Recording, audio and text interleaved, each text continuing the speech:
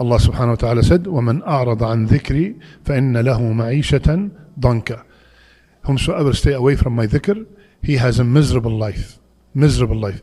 One of the greatest dhikr ever, La ilaha illallah. So Rasulullah sallallahu alaihi wasallam, he said in a hadith, he said, whomsoever these 5 statements are his last things he ever said, man ruziqahunna, subhanallah. Rasulullah sallallahu alaihi wasallam called these 5 statements, he called them rizq, he called them provision. Whomsoever have that rizq on his deathbed, lam tamassuhu nar, the hellfire will not touch him. The hellfire will not touch him. What is these 5 statements? Very simple. La ilaha illallah wallahu akbar. La ilaha illallah wahda. La ilaha illallah la sharika lah. La ilaha illallah lahul mulk wa lahul hamd.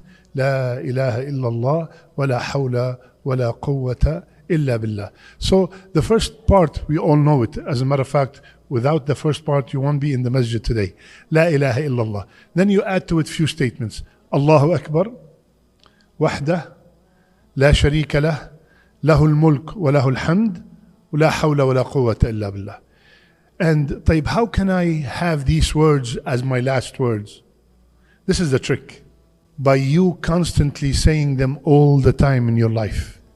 During your life, during your day, during your night, all the time. La ilaha illallah, Allahu Akbar. La ilaha illallah wahda. So when this something becomes, just like we always say Subhanallah, MashaAllah, because it's common on our tongue. So when this becomes common on my tongue, bi'idhnillah, it will be a great gift from Allah Azza wa Jal to make it my last statement. So constantly remember Allah. You will be remembering Allah a lot. And if Allah blessed you and made it your last statement, the promise from Rasulullah sallallahu alayhi wa sallam that the hellfire will not touch you.